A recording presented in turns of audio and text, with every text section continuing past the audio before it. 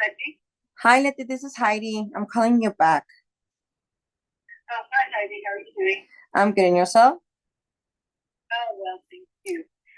Yes, I was just calling because I have a client that bought a house I'm a realtor, in Horizon, and she wanted to do a Airbnb, and somebody gave me your name and said that you manage Airbnb.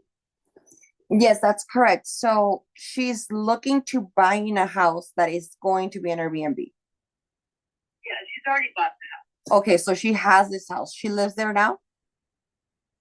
No, she just bought it to Airbnb. Wow. Okay. Yeah. Well, I just say wow because I mean, did she run any numbers on it? Does she know it's gonna make does she okay. No, she didn't even buy the house from me, and I'm her realtor friend. Oh, okay. So She bought it for somebody else. so she just bought this house with the idea to do an Airbnb, but she doesn't know Yes. anything about Airbnb. No, but I think really her husband's a physician, and so I think they wanted like a tax write-off. I guess their CPA told her this would be a good tax write-off. And I think that's the main reason they did it.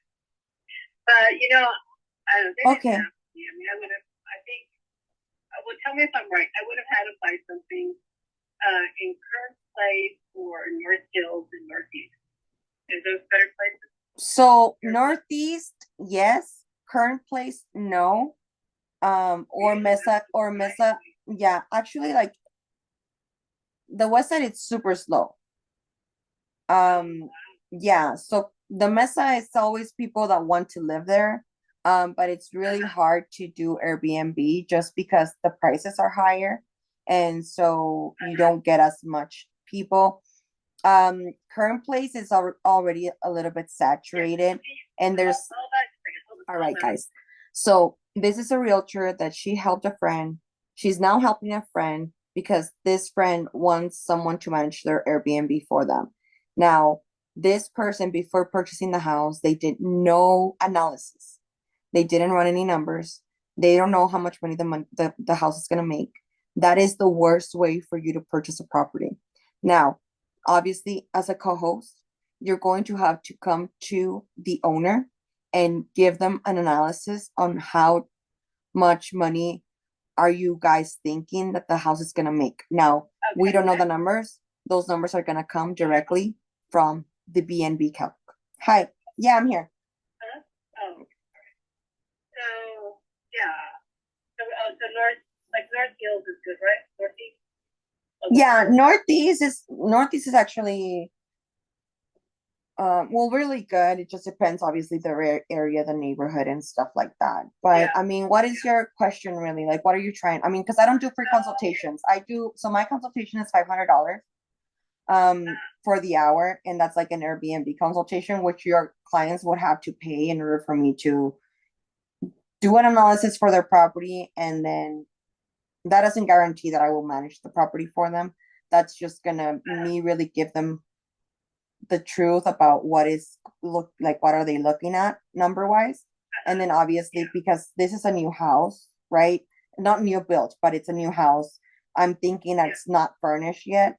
And so then, it's gonna be a big investment for them to start off the bat, right? And that's also always the issue with Airbnbs. Airbnbs will always require an investment up front. You have to furnish the property, you have to have a design, you have to do all of that stuff in order for the property to be successful. Now, if in any case that the investment that is required for this property is too much, then they could always just long term, they can do long term, they can do a tenant, and that would be them. Yeah, they're ready to do the investment. But I guess you charge it, do you manage it? You charge 20% or what? So I charge 30%, and that will be a hands-off property. I am guessing these people, they are high earners and they are working, so they do not have time to do anything related to the management of the property. So my fee, it's 30%. That includes any light maintenance that the property might require, anything that we can tackle without having to call a technician. and then also obviously the whole Airbnb part of it. So all of the guest experience, all of the guest management, anything that comes in as the guests. Um, we do pay for all of the cleanings up front. Then we do charge everything at the end, like on the following month. Go ahead, ask me your question. Okay. So, like if you had to furnish it, do you charge a Correct. fee? So Plus, for staging and design, that is depending on how big the property is. Let's say it's a 4 bedroom, 3 bath, it's 2,500 square feet. So I would give them a quote on how much I would charge them. That is not included on the management fee whatsoever. That is okay. completely Yeah. separate. The actual Right. staging and design, I can do it for them, even if they decide that I will manage the property for them.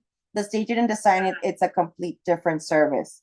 And so with the staging and Okay. design, what I would do is that I would head over to the property, I would look it over, I would create a design. Now, I will not be telling them what the design is. So because I'm the one that knows about the Airbnb market, so I would design it depending on what I see about the property. We don't want to come in and have to do any demo, any remodeling, nothing like that. Oh, So no. it will be No, a very, a design that goes along with what's already existing. And then we will go out and then I would, do the whole design and purchase and order all of the furniture. We would assemble all the furniture. We would get the property ready for check-in so that a guest would come in and check in. Not that, so it's actually more than just a design. The reason is because we're also setting it up for an Airbnb. So right. you can hire an interior designer and she's probably gonna get you all the furnishings and make it the decor and everything. Now, what about the essentials? What about all of the things that should be in a kitchen that the guest requires? What about all of the things that need to be in the bathroom that the guest requires? All of the linens, all of the like mattresses, pillows, all of those things are part of what I do because I'm gonna get it ready for the guests.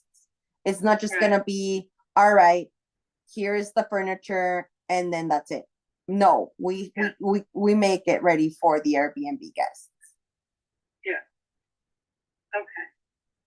Yeah. All right. Well, that sounds good. I mean, I'm going to give her your number, but I think they're already ready to do it. I mean, I think their expectations are, they're not expecting to make a ton of money. I think if they break even, they'll be okay with that because they're really looking at it, I guess, as a tax write-off. Yeah, I mean, the good thing is that, as real estate or anything that comes in, once you start investing into it, like obviously it's gonna be a deduction. I would just say, we'll give her my number, have her reach out to me, and then we can set up a consultation. Like I mentioned before, my consultation is $500. And what I would do with that hour of the consultation, I'm actually gonna be running the numbers on what the house we're looking at, right? Because right now I cannot even give you something that, oh yeah, it might make this. I have about it. Yeah. I think it's about a 16. It's a couple years old. It's well, 1,600. regardless of what you tell me right now, like I cannot give you an estimate. Like I cannot. I need to run. Yeah, I need to run the numbers. I need to run like the address, just like what you do with your comps. Right. When as a realtor, and I am not a realtor, okay. But just like what you do with your comps, like you're running all of that information, like the same thing I have to do in the Airbnb analysis. And so that's gonna be what I'll cover during my So consultation. do you own some of your own? Do you own some Airbnb? I own 50 Airbnbs in El Paso. Oh my I God. have one that I'm actually setting up in Arizona. I'm gonna be closing on the Arizona one in 2 weeks. I also own two condos in Playa del Carmen. Those are my vacation rental Airbnbs. So yes, I do own most of my properties. I do co-host for 10 different people here in El Paso. So we have been Yeah. doing this for the past 7 years, and we have been co-hosting, so managing Airbnbs for others the last 5 years. So we know we're pretty good at what we do. We know everything. Yeah. We're like a one-stop shop for Airbnb, but Airbnb is the only thing we do. We don't do personal homes. We don't do, property management for, That's smart. yeah, only Airbnbs. Yeah. Wow. Oh, good. That's awesome. That's so exciting that you've done that. What happened with me is that I had a client that told me he used to be an Airbnb, and it was furnished and everything and ready to go. But I mean, I didn't know that people like you existed. And I was trying to manage it myself, and it was just too much. It's like Yeah. sending the cleaning people, and it's like I have a whole other job. Yeah. I just ended up just doing a straight rental. But if I had known you existed, I would have given it to you. No, of course. I mean, there's always time, right? You can always go back, but yeah, I mean, it is, you already have, what it is, and so it's a little bit hard. It's a little bit easier for you to tell someone else, like, yeah, get a management property, get a manager to do all that work. And see, for you, because you only had one, like, it required a lot of attention from you because it's only one. Now that I have so many, like, everything I have, it's automation, and I have a company that only specializes in hospitality cleaning and maintenance. So we're able to do everything very fast without it requiring so much time and attention from myself, because I manage all of my listings. I don't have someone helping me managing them, but the thing is that I use automation to answer all those messages, to send all those messages for check-in, for checkout. And that's kind of like the beauty about it. Once you know how to do it and like you're able to scale it, then it starts to be really easy to do.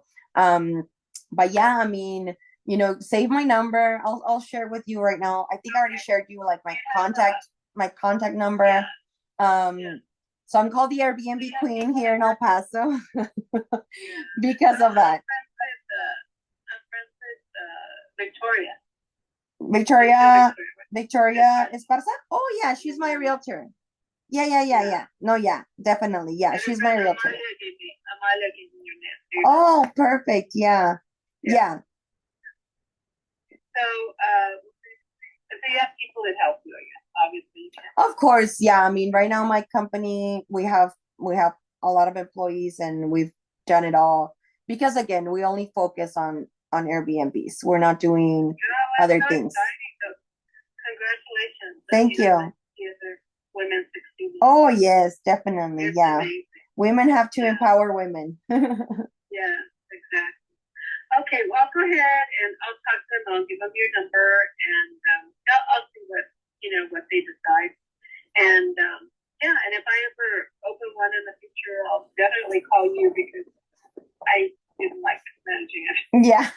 And she wanted me. My client wants me to do it. Like, I can't do something that that just as a friend. Yeah. Yeah, I can't do it because even if they pay me, I just it's not my job, and if I do something, I want to be able to do it well. Yeah, no, definitely. I totally understand. I mean, obviously they're better far off with someone that has already done it, or they have experience, and that way, you also don't put your friendship in jeopardy, because it's a little hard sometimes to make business with friends and family. Yeah, that's true.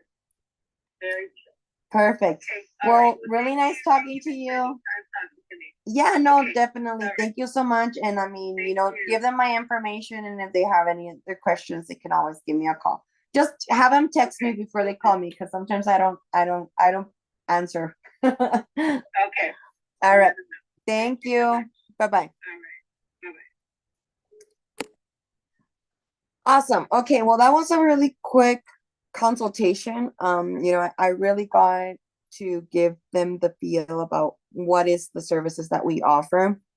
And so the main thing that I probably, if I would have had the people on, the owners on the call, one of the questions they would have asked me would have been, what do you charge? How do you charge? Right? Because they don't know how Airbnb pays. They don't understand that part. So I would have explained to them how Airbnb takes a 3% commission from every booking. Now, let's give an example. We have $1,000 after Airbnb has already took their 3%, you get deposited $1,000.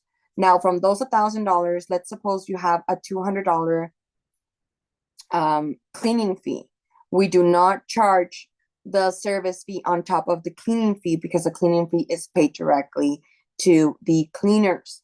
So we would charge $800.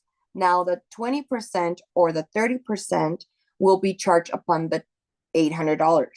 Now $800 times 30%, I think we're looking at like 150.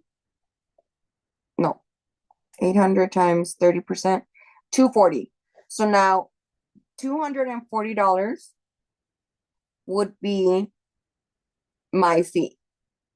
What do I include in that fee? The 30% includes light maintenance, includes all of the scheduling. It includes any sort of, like taking out the trash cans. And then it includes everything related to the Airbnb guest management. It also includes me taking care of anything maintenance related up to $400. Anything more than $400, I would have to call the owner and let them know what is required. But anything under $400, we usually just take care of it and we invoice it the following month. Now that would have been another question from the owner. When do I pay you? How do I pay you? And so we always invoice the first of the month of the following month. And so they have 5 days to pay me. After the first 5 days, then they will have a late fee of $200. Everything that I'm explaining is actually on the contract. So I pretty much, during a consultation, I am going over the contract on the phone with them so that they know. Now listen here, because I am not giving them any information about their property. We are not talking about their property. You will have people asking you, well, how much is my property going to make? And you're going to say, I do not know, because I need to run an analysis. I cannot tell you how much money your property is going to make. I need to run an analysis. I need to go to the property. I need to check out the neighborhood. You cannot just magically know the numbers because we don't know. And so what you need to do is, obviously, once you're doing free consultations, that's okay. But later, like for example, myself, once they pay my consultation fee, then I get their address. Then I go into bnbcalc.com. I put in their address. It's going to spit out some numbers for me. And it's also going to give me the comps, the Airbnb comps. And it's also going to give me the long-term rental comps. So this is what I can present to the owner once I actually go to the property for the consultation.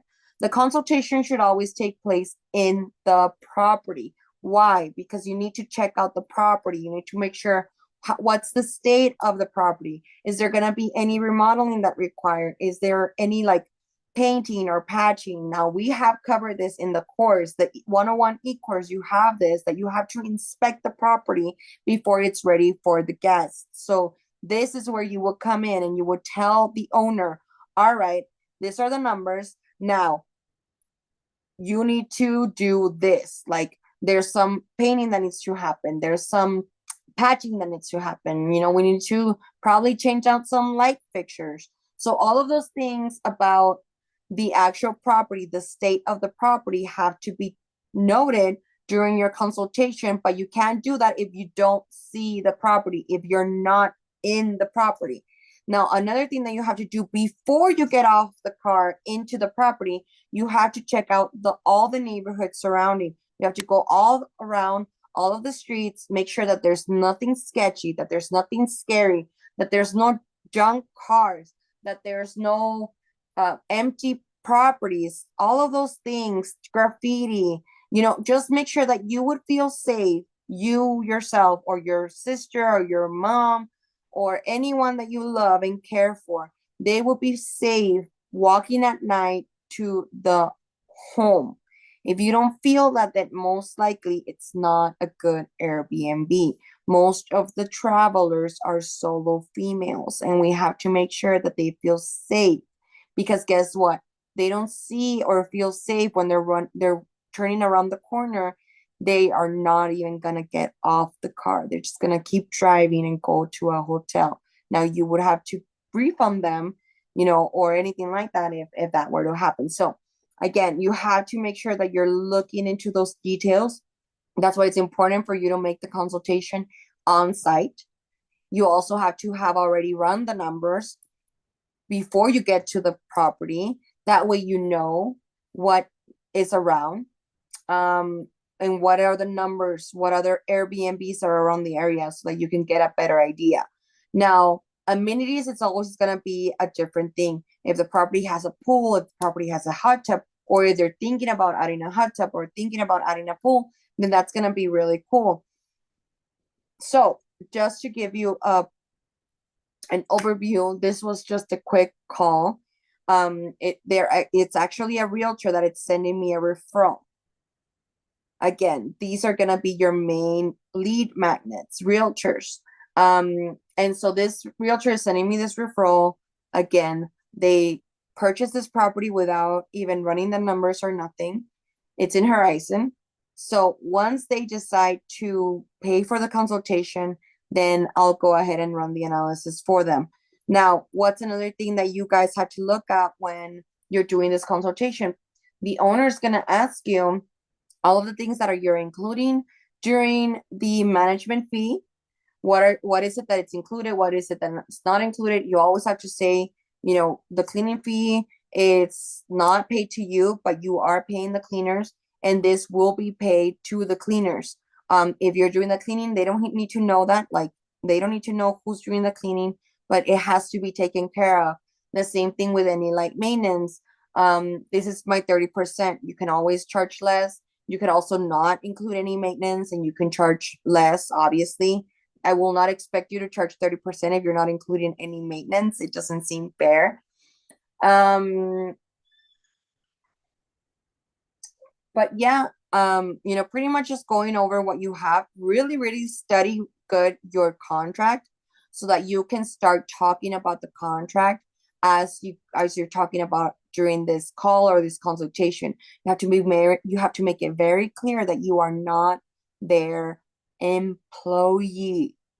We do not work for them. We work together. We are working to have your property in a good state, to keep it in a good state, to take care of all of those things, for the property to be cleaned more often than usual.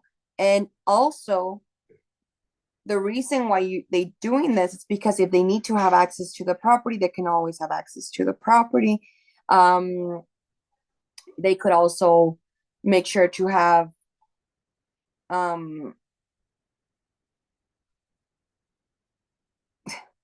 I think that's pretty much it. I lost my train of thought there, but making sure that you explain to them that you're not an employee, that you are a contractor, that you're working together to maintain their property, to keep it in good stand, because here is what I wanted to say.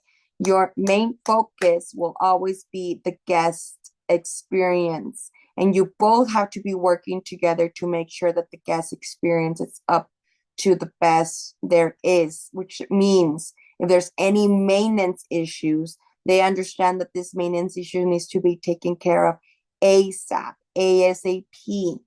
because your Airbnb guest is your client. They are the main priority. So if your AC goes out, you're not going to tell them, all right, suck it up. You're going to come and you're going to get someone to go and fix it within less than 24 hours. That is how we operate.